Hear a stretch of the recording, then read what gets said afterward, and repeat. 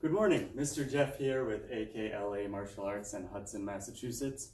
You can check us out on karateforfree.com. That's karate number 4 free.com. If you'd like to try out our program, no matter where you are in the country, you can try it out for 2 weeks for free, completely online. If you want to learn more, go to karateforfree.com. All right, so today is our first live video since Saturday. Yesterday I decided that I want to stick to my principles and keep Sunday for family and for rest and reflection.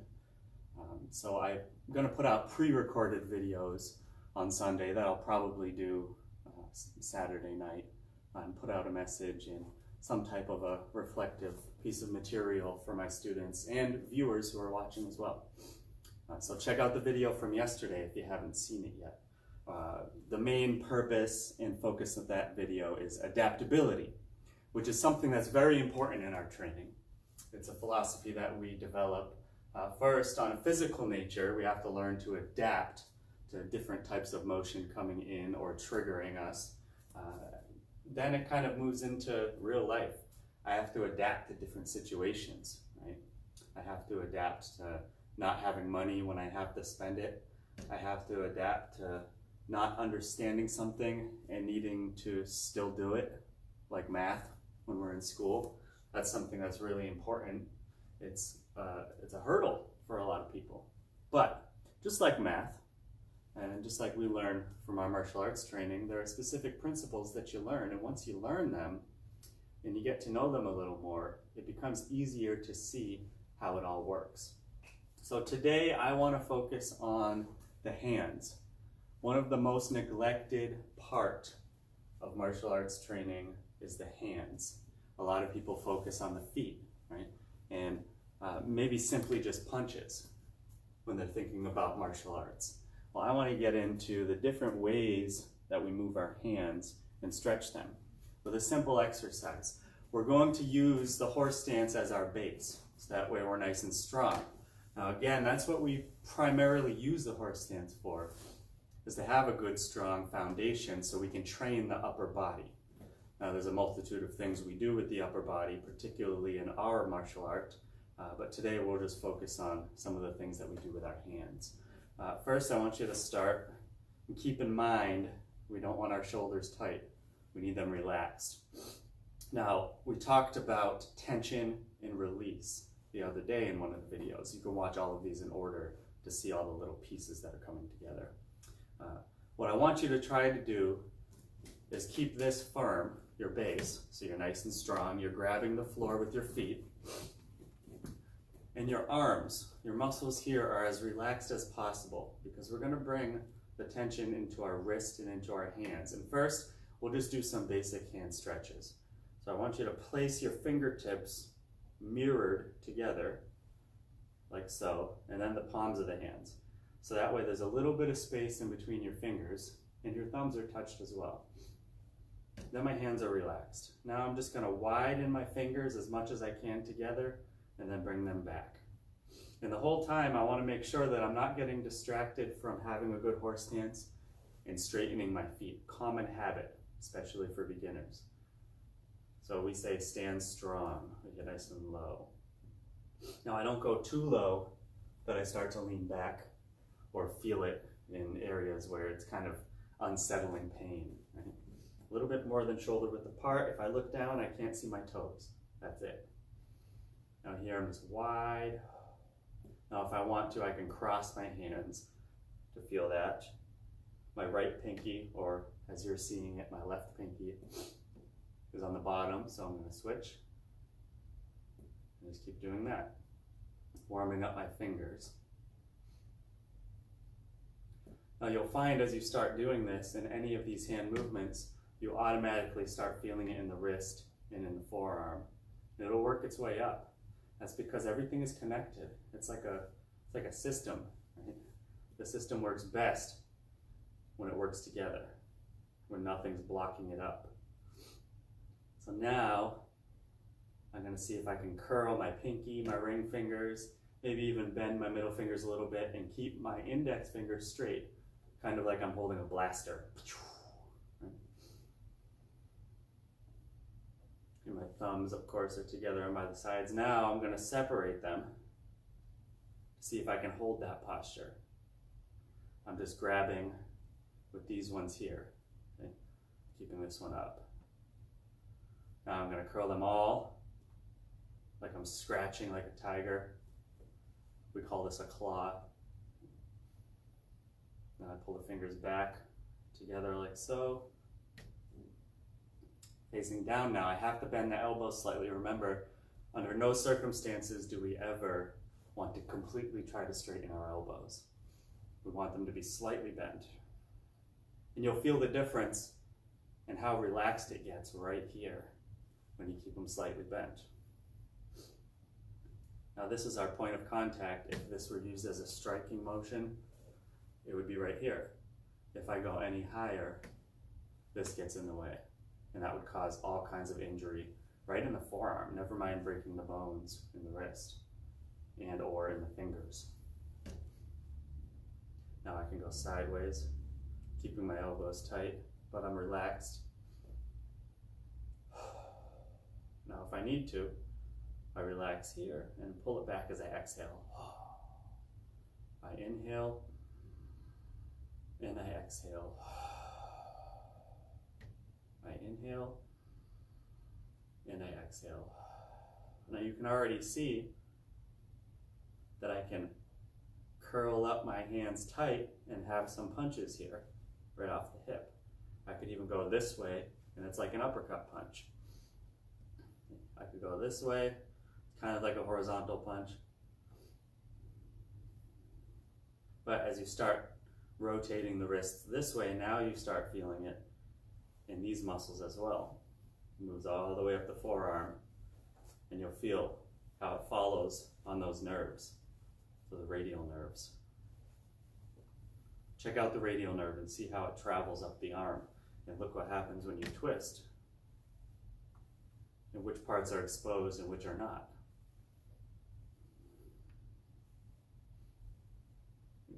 Now you can pull your arms in and then push out. Now once you start doing these ones a little more and you get all the tension up here, you want to do the opposite. And this is a good one anytime you feel pain in here because you work at a computer or you're just working with your hands a lot and you're doing a lot of the same motion like twisting a wrench. Right? Just anything that causes a lot of tension right here. Do the opposite. Make your hands lazy. Kind of like the billionaire in The Simpsons, right? Doesn't lift a finger. Now in this case, you can bring your fingers together, and then you have what we call the crane. This is a very good one for relaxing the wrist and the hand and the whole arm. If I put them together, I can put one like I was using earlier here, and I can do opposites. So while this one is practicing here, again, slightly bent, I can switch them. Just bring it up and bring one down. Bring it up and bring one down.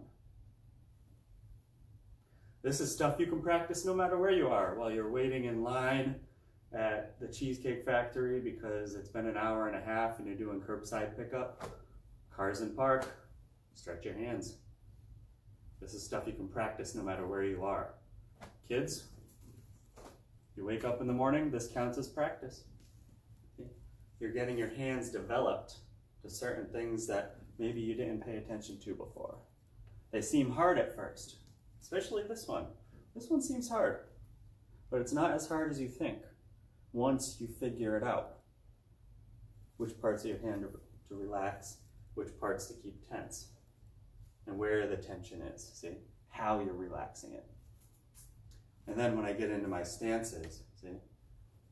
It even affects the way that I stand and how I feel and the type of energy I have, how relaxed I can stay, okay? So we're starting in the horse stance, but you can stay natural. And you kind of just get some movement, circles, okay? And explore. Okay? I'll show you a couple of different ones. We can go this way, which we call vertical, if you see that. or we can continue all the way to horizontal. I'm in my horse. I'm exploring the range of motion. If I want to do it with my hand closed, I can do the same thing. Seeing all of my points of contact where they could be as I'm bringing it out. One smooth motion. I'm breaking it down for you so you can see it.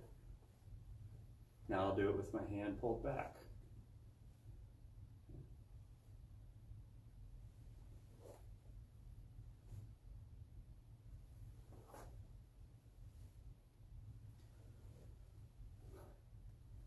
Yeah. Now look at that. I'm pushing here. I can feel as if I'm pushing something because I'm lined up properly. I have a proper mechanic. Right? If I'm on the ground doing push-ups, no matter which way my hands are facing, I can feel that same point of contact with what I'm doing. My knuckles, because I'm using that same spot the whole time.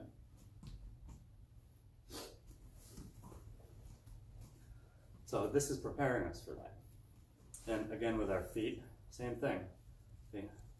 We're not really paying attention to the feet today, but that important stretch just with the toes itself is probably the most important one to do with your feet, because we're used to doing this all the time anyways. We're not used to pulling those toes back and reaching the foot forward. Right? Same thing with the hands. You'll see they're very similar in the way they move, the way they stretch. Kind of interesting. All right. Now, play with that. So I'll just run through a couple again in the horse stance so you can follow along with it and rewind it if you need to. Remember, the horse stance is a strong base foundation. So that way my lower body's not moving, my upper body is moving. Now I'm just going to reach out and try to get certain postures with my hands as I bring them out. Maybe I'll go this way.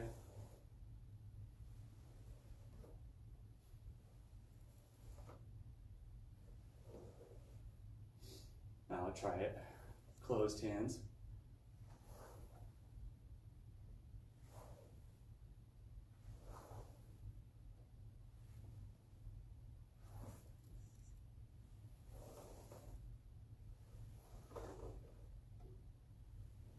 Now heel palms.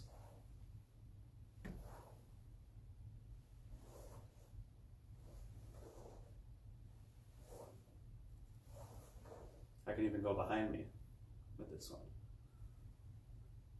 Or go this way. Do two at the same time. I'm just feeling it. As soon as I feel that stretch go beyond here, and it goes into here, I know I'm going too high. I don't even need to look. And if I go sideways, so you can see my fingers are leading. You don't want the fingers to lead. It's this point. Whether I'm coming down like so, coming sideways like so, pushing straight like so, going back, coming down, same point of contact each time. With the punch, make sure that this part here is lining up with this part of your wrist here. As you do that, this will all get stronger, and again, these muscles will get stronger, and you'll be able to support a stronger, more relaxed hand. It'll decrease the injury that you inflict upon yourself if you decide you want to hit a heavy bag, but you're not doing it correctly. You'll start to strengthen it and find where that point of contact lines up relative to the body. So when I go into my stances next, I can use the same mechanics that I felt up here, but while I'm in a stance.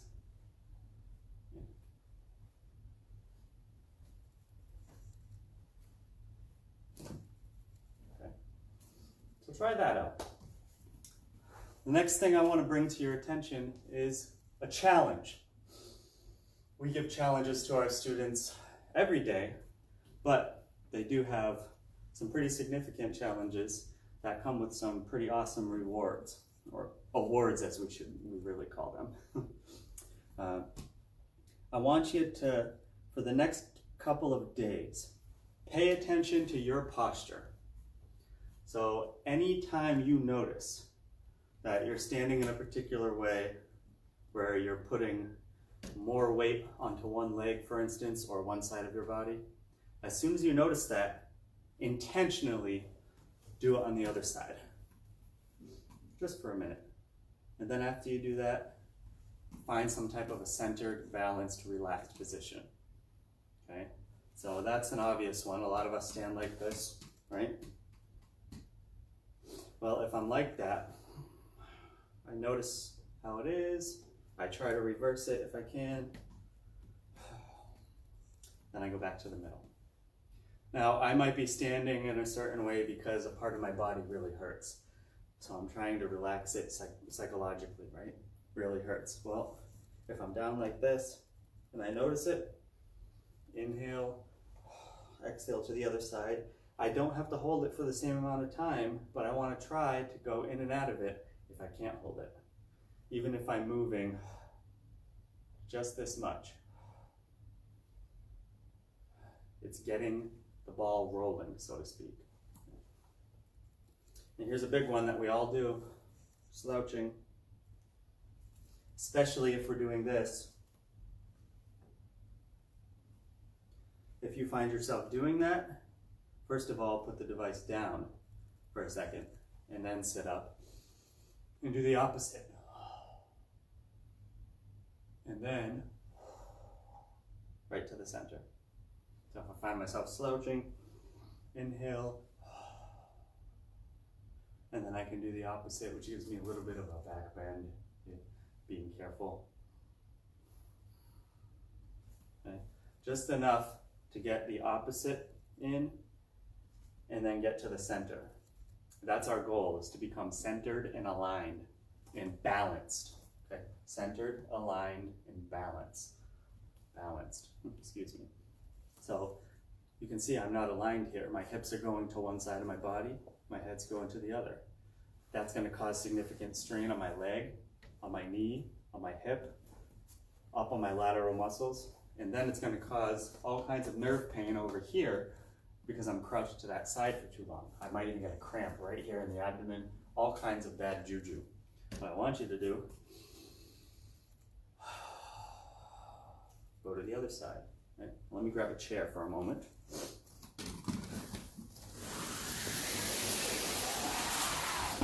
I don't want to ruin our nice mats. See, I'm in the car and I drive like this quite often, and I just don't notice it until my body goes, man, what is that? My kidney starts throbbing. Right? Oh, I'm going to grab the wheel here, and then I'm going to go to this side for a little bit. Once it feels even in terms of how it feels, not in terms of counting to 10 or 20 or 30 seconds, then I'm going to go to the middle, the old 10 o'clock and 2 o'clock, or as we call it in Kempo, 10:30, 1:30. Right? Now I'm in a relaxed position, centered, balanced, aligned. If I'm driving like this, then I want to lean my chair back a little bit for a minute. Make sure I can still see in my mirrors. Then I'm going to put it back up. If I have lumbar support, I'm going to bring it tight into my lower back so that way my hips press forward into my legs a little bit. And now I'm nice and tall. That's how I can do it in the car. If I'm on the couch and I sit like this a lot, maybe I got one leg on top of the other. At some point, I'm going to switch that. And then I'm going to bring myself up, sitting up nice and tall. Same thing. I might even drag the couch back a little bit and sit on the floor with the couch at my back. That way I can work on sitting tall without back support. So these are all things I want you to try to do for the next couple days. Some of you, it might take a little longer than a couple days to start paying attention consciously to your posture, but the idea is we want to build a practice that develops us in a positive manner. So meeting me online once or twice a week is great, But developing it into a practice on a day-to-day schedule from the moment you wake up to the moment you go to sleep is what is key. And that's what all of our students have to do anyways, adults or kids. We develop it and give you a plan of action in accordance to your goals that we set on day one. And day one is your introductory lesson. So I'm doing those online. If you'd like to do that just to see where you can go with this stuff, what your goals are as an individual or as a family, go to karateforfree.com and let's talk. All right, I'm Mr. Jeff, AKLA Martial Arts. Have yourself a safe Monday.